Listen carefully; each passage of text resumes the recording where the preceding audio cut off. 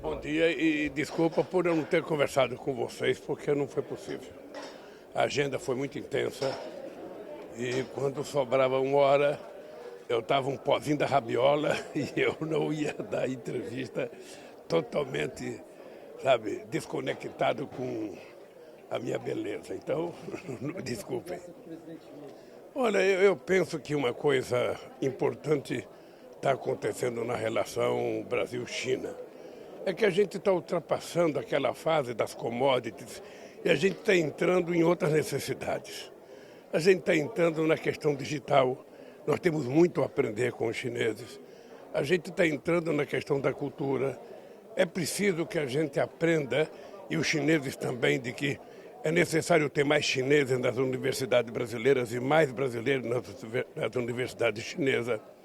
É preciso que a gente discuta a questão da transição energética, porque o Brasil é um país que tem um potencial extraordinário de energia limpa em todos os aspectos e que os chineses podem nos ajudar, não apenas na construção da nova matriz energética, mas as empresas deles participarem de associação com empresas brasileiras. Eu acho que um país que precisa tanto de ter uma interação na conectividade na nossa educação, nas nossas escolas, e nós temos o compromisso de tentar levar, sabe, internet, banda larga, para todas as escolas públicas brasileiras, por todo o território, nós vamos ter que construir parcerias com empresas chinesas para que isso possa acontecer. Eu estava satisfeito porque eu senti uma extrema vontade do presidente Xi Jinping e dos ministros, sabe, dessa interação com o Brasil. A nossa relação estratégica, eu acho que ela vai se aperfeiçoando cada vez mais e nós não precisamos romper e brigar com ninguém para que a gente melhore. O Brasil tem que procurar os seus interesses, o Brasil tem que ir atrás daquilo que ele necessita e o Brasil tem que fazer acordos possíveis com todos os países. Nós não temos escolhas políticas, escolhas ideológicas, nós temos uma escolha de interesse nacional, interesse do povo brasileiro, interesse da indústria nacional, interesse da nossa soberania e, portanto, eu saio daqui satisfeito. Ainda vou ter que passar em Abu Dhabi, vamos ter que assinar um acordo importante para o Brasil de investimento no Brasil e no domingo à noite estaremos todos juntos no Brasil. Houve algum avanço no assunto Ucrânia, presidente? Algum passo adiante? Deixa eu te dizer uma coisa. Eu tenho uma tese que eu já defendi ela com Macron, com Olaf Scholz da Alemanha, com Biden. E ontem discutimos longamente com Xi Jinping. Ou seja, é preciso que se constitua um grupo de países dispostos a encontrar um jeito de fazer a paz. Ou seja, eu conversei isso com os europeus, eu conversei isso com os americanos e conversei ontem. Ou seja, quem é que não está na guerra que pode ajudar a acabar com essa guerra? Somente quem não está defendendo a guerra é que pode criar uma comissão de países e discutir o fim dessa guerra. É preciso ter paciência para conversar com o presidente da Rússia, é preciso ter paciência para conversar com o presidente da Ucrânia, mas é preciso, sobretudo, convencer os países que estão fornecendo armas, incentivando a guerra, a pararem. Porque eu acho que quando começa uma briga, a gente fala em guerra, mas poderia ser uma briga de rua, poderia ser uma greve, ou seja, é preciso começar e saber como parar. E muitas vezes a gente não sabe como parar. E eu acho que nós estamos numa situação em que acho que os dois países estão com dificuldade de tomar decisões. Se os dois países estão com problema de tomar decisões, eu acho que é preciso terceiros países que mantenham boa relação com os dois, criar as condições de termos paz, sabe, no mundo. Nós não precisamos de guerra. E eu acho que isso foi possível nessa conversa, a gente aprofundar. Eu acho que a China tem um papel muito importante, eu continuo reiterando que a China possivelmente seja o papel mais importante.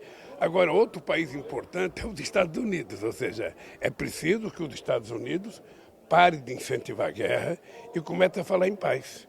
É preciso que a União Europeia comece a falar em paz, para a gente poder convencer o Putin e o Zelensky de que a paz interessa a todo mundo e a guerra só está interessando, por enquanto, aos dois.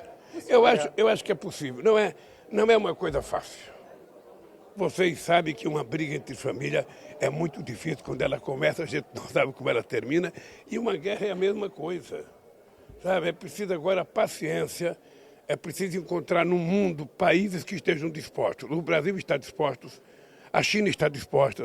Eu acho que nós temos que procurar outros aliados e negociar com as pessoas que podem ajudar as partes. Nesse instante, eu acho que é preciso a União Europeia e os Estados Unidos terem boa vontade, o Putin ter boa vontade, os Zelensky ter boa vontade, para a gente poder voltar a ter paz no mundo. O senhor espera uma reação negativa do governo americano com essa reativação da parceria com a China em todos os níveis? Não acredito e não há nenhuma razão para isso. Ou seja, quando eu vou conversar com os Estados Unidos, eu não fico preocupado com o que a China vai pensar da minha conversa com os Estados Unidos. Eu estou conversando sobre os interesses soberanos do meu país. Quando eu venho conversar com a China, eu também não estou preocupado com o que os Estados Unidos estão pensando. Eu estou conversando sobre os interesses soberanos do Brasil. É assim que faz os Estados Unidos, é assim que faz a China e é assim que fazem todos os países. Cada um negocia em defesa da sua soberania e da melhoria de vida do seu povo. Foi isso que eu vim fazer aqui. Saio daqui muito satisfeito e tenho certeza que a nossa relação com a China não é necessariamente, capaz de criar nenhum arranhão com os Estados Unidos. Eu fui visitar a Huawei porque eu tenho necessidade de fazer uma revolução digital no nosso país. Nosso país está muito atrasado e eu acho que não é correto a gente não dar ao povo brasileiro a mesma oportunidade que outros países já têm. Portanto, gente... Sobre meio ambiente, presidente, meio ambiente, Brasil e China parece que não estão em lados opostos. Você acha que pelo menos consegue convencer os chineses de comprar o carbono brasileiro? Não, nós não estamos de lados opostos. Eu acho que em algum momento a gente podia ter estado de lados opostos. Agora eu acho que há uma conjugação de interesses para todo mundo compreender que o planeta é um só, todos nós estamos dentro do barco e se ele afundar não escapa ninguém. Então os chineses têm responsabilidade com a questão ambiental, o Brasil tem responsabilidade e o mundo tem responsabilidade. O mundo industrializado precisa cumprir com a sua tarefa. Não é só oferecer dinheiro para os países pobres. Às vezes dinheiro que não aparece. Ou seja, às vezes tem muito discurso do dinheiro e pouco dinheiro aparece. É preciso que todos, do mais industrializados ao menos industrializados, a gente tenha a preocupação com o cuidado com o planeta. Obrigado, gente, um abraço. Obrigado. O Corinthians perdeu do Remo de 2-0, não está correto. Presidente.